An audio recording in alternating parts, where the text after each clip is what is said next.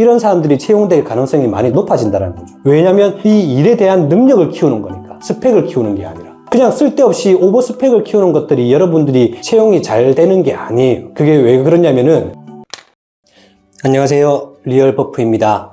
오늘은 이제 어떤 부분을 제가 설명을 드릴 거냐면 스펙과 NCS 관련된 내용을 좀 설명을 드리려고 합니다. 지금 이제 8대 스펙이라고 해가지고 스펙, 학벌, 학력, 학점, 자격증, 어학, 대외활동, 해외경험, 봉사활동, 뭐가 많죠? 지금 이걸 이제 뭐 8대 스펙이라고 해가지고 이제 나와 있는데, 제가 처음 채용을 진행했을 당시를 생각해보면 2008년도였던 것 같아요. 제일 처음에 기억나는 영역이 이쪽 영역이었고, 여기까지 조금 추가가 됐던 것 같아요. 이게 어떻게 그 채용이 진행이 됐었냐면, 학벌이라는 것들이 그 서류 전형 평가 기준이 있잖아요. 서류 전형 평가를 이제 설계를 하는데, 학벌에서 스카이대라고 해가지고 뭐 대학교들 있잖아요. 여기에서 등급이 들어가요.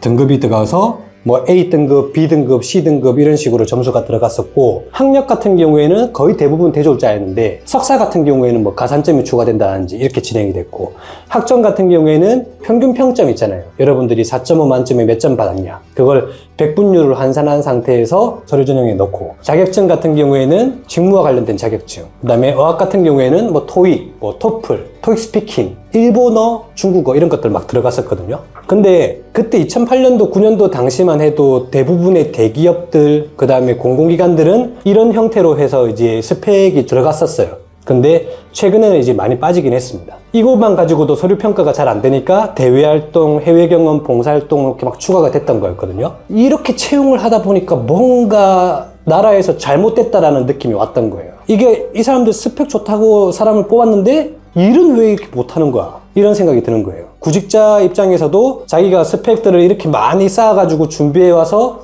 회사에 딱 들어갔는데, 이게 또 자기랑 또 직무가 뭔가 안 맞는 거야. 좀 이상하죠? 그러니까 둘 다 막 불만족하게 되는 거예요. 그게 어떤 경우 때문에 그러냐면, 학벌이라는 것들은 실제로 일하는 데 연관이 있다라고 할 수 있겠습니까? 아니죠. 학벌은 그냥 좋은 대학교 간 사람들, 아닌 사람들, 그걸 보는 거예요. 학력 같은 경우에는 어느 정도 연관은 있어요. 전공과 관련된 영역으로 들어가니까. 뭐 고졸자보다는 전공과 관련된 대학교를 간 사람, 전문대를 간 사람, 이런 사람들이 조금 영향이 있죠. 그래서 이건 한 3모 정도 됐던 것 같고, 학점 같은 경우도 뭐 서울대학교의 학점과 저 지방대학교의 학점은 좀 다를 수 있겠죠. 그렇지만 학점 같은 경우에는 평균적으로 성실도를 보는 측면에서 굉장히 유효하게 좀 작용이 됐습니다. 근데 진짜 본격적으로 직무와 관련된 영향력이 있었던 것들은 자격증들이 좀 영향이 있었고요. 어학 같은 경우에는 케이스 바이 케이스, 어학을 쓰는 외국계 기업이라든지 아니면 해외 수출 업무를 많이 한다, 이런 거 같은 경우에는 어학 점수가 굉장히 중요하게 작용이 됐고, 평소에 직무에서 어학을 쓰지도 않음에도 불구하고 이 어학 점수를 요구를 해왔던 것도 있었어요. 그리고 대외 활동 같은 경우에는 기본적인 이 서류 평가 기준에서 뭔가 조금씩 다 추가가 됐었어요. 실제로 이런 것들이 뭐 직무와 연관이 있다 없다 이런 것들은 그 지원하는 회사나 직무마다 조금씩은 달랐습니다. 봉사활동 같은 경우에는 그때 당시 사람들의 타인에 대한 이타심, 배려심 이런 것들을 조금 더 보려고 많이 들어갔던 것 같아요. 여기에서 보면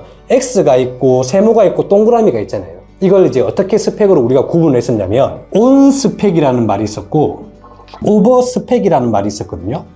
온 스펙이라는 건 직무와의 연관도, 직무와 연관도가 높은 걸 온 스펙이라고 했고, 직무와 연관도가 낮은 것들을 오버 스펙이라고 이야기했단 말이에요. 어쨌든 이런 식으로 구분을 하면서 우리가 서류 전형을 할 때 직무와 관련된 것들을 좀 평가하기 위한 노력을 많이 하자라고 이야기를 했었습니다. 그렇게 공채가 엄청 많아졌었고, 경제가 조금씩 안 좋아지면서 공채가 조금씩 줄어드는 상황이 왔습니다. 기업 입장에서는 스펙 좋다고 뽑았는데 일은 못하고, 구직자 입장에서는 이 오버 스펙을 쌓기 위해서 엄청 많은 노력을 했는데 직무와의 그런 연관성이 떨어지다 보니까 내가 이 일을 하는 게 적성에 맞나? 나한테 왜 이렇게 직무에 안 맞지? 하면서 그때 당시 직무에 불만족해서 퇴사하는 사람들이 너무 많았단 말이에요. 그래서 정부에서는 어떤 것들을 고민하게 됐냐면, 우리가 어떠한 일을 하기 위해서 필요한 능력이라는 게 있어요. 일을 하기 위해서 필요한 능력이라고 이야기합니다.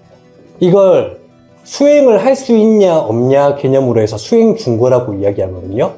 그래서 고졸자라 하더라도 빨리 입사를 해가지고 그 일을 오랫동안 배워왔다면 그 일을 할 수 있잖아요. 어떤 사람 같은 경우에는 자기가 공부를 좀 많이 해가지고 그 일에 대한 지식이나 그런 기술에 대한 깊이를 조금 키울 수도 있단 말이에요. 근데 그 일에 대한 지식이나 기술, 그 여러 가지 수행을 할 수 있는 능력을 쌓아온 배경들이 다 다른데 지금까지 채용을 해왔던 건 다 스펙 기준으로 채용을 해왔다는 거죠. 그래서 일의 능력이 동일한 세 사람에 대해서 구분을 한번 해봤습니다. A 같은 사람 경우에는 어떻게 했냐면 자기가 정규 학력을 이 정도 쌓았고 그 다음에 자격증, 그 다음에 현장 경험, 직업 훈련, 이 일의 능력을 키우기 위해서 이 사람은 정규 학력과 자격증, 현장 경험, 직업 훈련 이렇게 해서 이 일에 대한 능력을 키웠다는 거예요. 근데 B라는 사람은 이게 정규 학력이에요.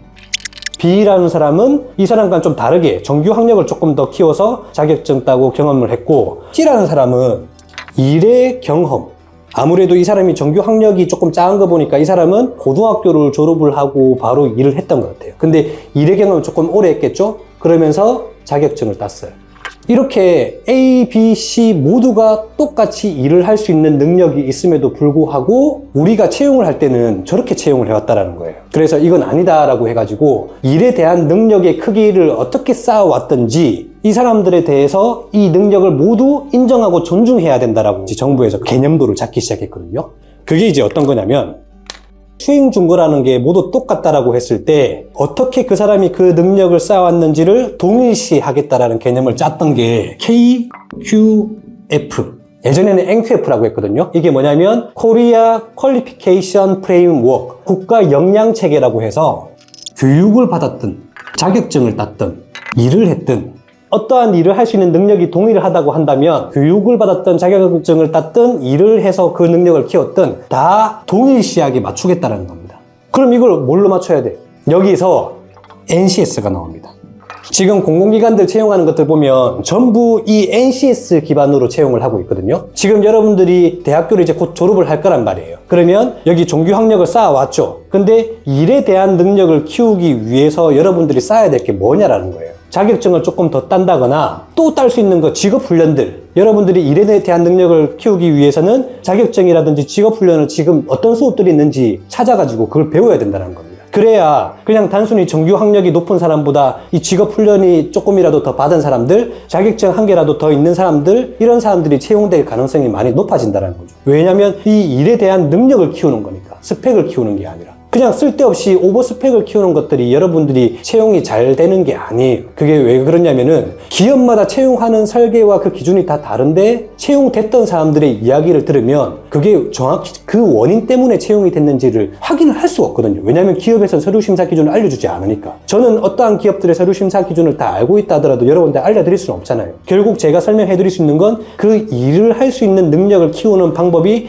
다양한데 단순히 정규 학력만 가지고 끝낼 것이냐, 아니면 자격증을 조금 더 딸 것이냐, 자격증 말고 시간, 지금 여러분들이 한정된 시간을 통해서 배울 수 있는 이 직업훈련, 이게 국가에서 진행하는 그런 교육훈련들 같은 거 있잖아요. 다 여기에 속한다라는 겁니다. 그래서 빨리 지금 여러분이 할 수 있는 건 자격증 획득이랑 직무와 관련된 직업훈련이라는 거죠. 그걸 많이 준비해 놓는다고 한다면 여러분들이 서류 전형의 통과 확률이 굉장히 많이 높아질 겁니다.